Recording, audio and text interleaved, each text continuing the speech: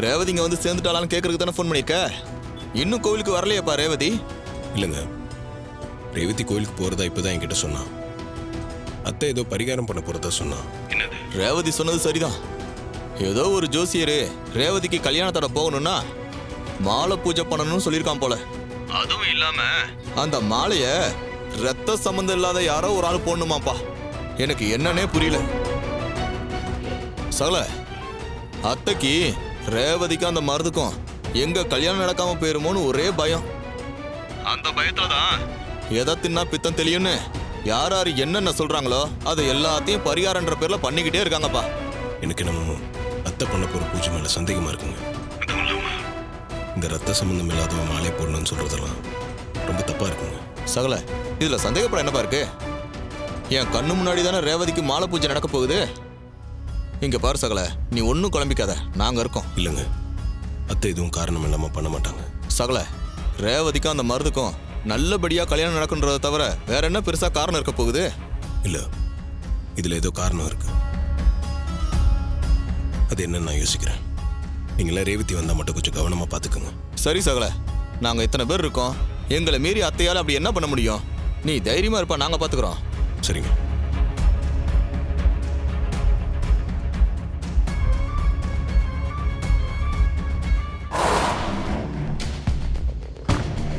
Excuse me. வணக்கம் sir, வாங்க. எனக்கு ஒரு விஷயம் தெரியணும். என்ன விஷயம் சார்? உங்களுக்கு தெரியுதா,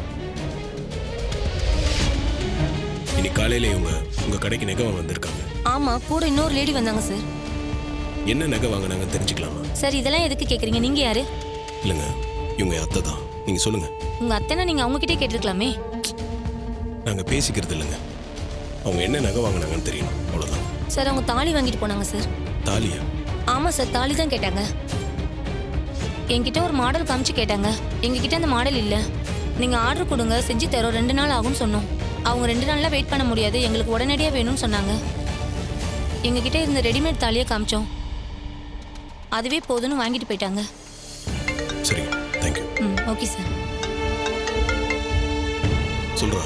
மாப்பிள்ள, காலையில உங்ககிட்ட ஒரு விஷயத்த சொல்லலான்னு வந்த, அப்புறம் மறந்து போயிட்டேன். என்ன விஷயம்? இல்ல மாப்பிள்ள, நான் ஆபீஸ்க்கு வர வழியில உன் அத்தையும் சின்ன அத்தையும் மாலை வாங்கிட்டு இருந்ததை பார்த்தேன். அதான் மாப்பிள்ள உங்ககிட்ட சொல்லலான்னு நினைச்சேன், மறந்துட்டேன். அதுதான் மாப்பிள்ள இப்ப கால் பண்ணேன். அப்படியா? சரி, நான் பாத்துக்கிறேன். சரி மாப்பிள்ள.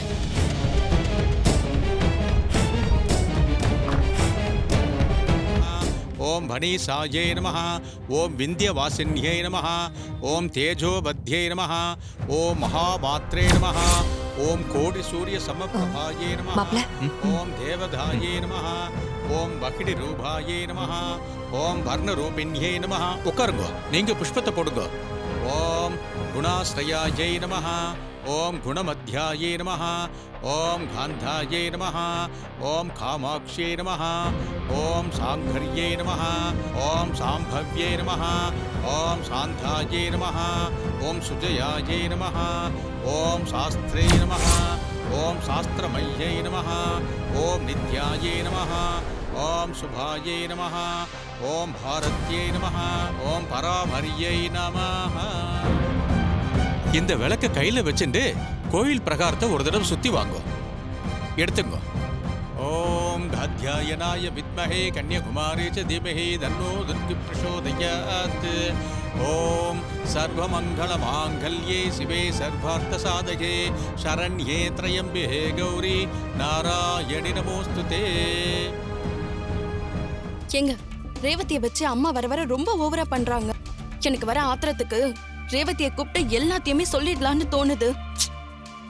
என்ன ரோகிணி, நம்ம சகல நினைச்சா அதிரடியா அந்த மருதை அடிச்சு துரத்திட்டு ரேவதியை கூட்டிட்டு போக முடியாதா?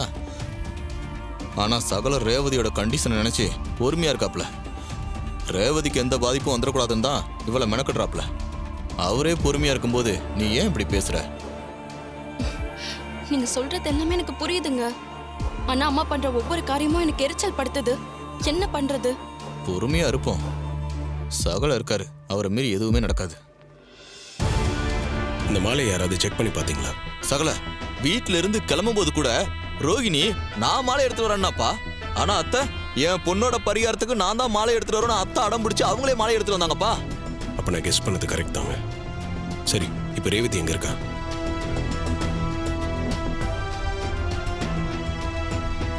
சகல கோவில் தான் சுத்தி வந்துட்டு இருக்கா.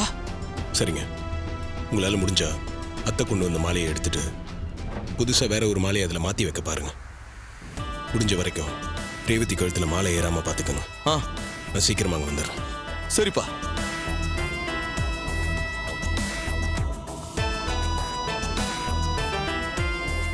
அத்தந்த கல்யாண விஷயத்துல இன்னும் என்னென்ன லெவலுக்குலாம் இறங்க போறாங்கன்னு தெரியலையே. ரேவதிக்கே தெரியாம மாலையில தாலியை ஒழிச்சு வைக்கிறதெல்லாம் 1ஆம் நம்பர் ஃப்ராடு வேலை.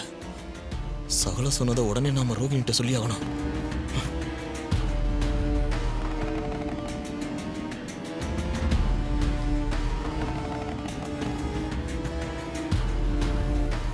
ரேவதி கோவிலை சுத்தி முடிக்க போறா. நாம உடனே போய் மாலையை மாத்தி ஆகணும்.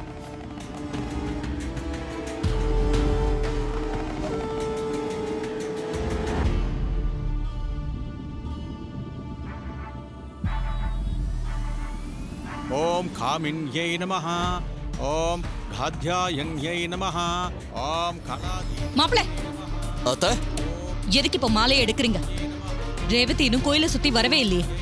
அது வந்து அடிக்கிற வெயிலுக்கு மாலை அப்படியே ஒரு மாதிரி வாடி போயிருக்கு. இந்த மாலையை தூக்கி போட்டு புது மாலை வாங்கிட்டு வந்து வைக்கிறேனே. இல்ல, அதெல்லாம் ஒண்ணும் வேண்டாம். பரிகாரத்துக்காக நான் ஸ்பெஷலா கட்ட சொன்ன மாலை இது.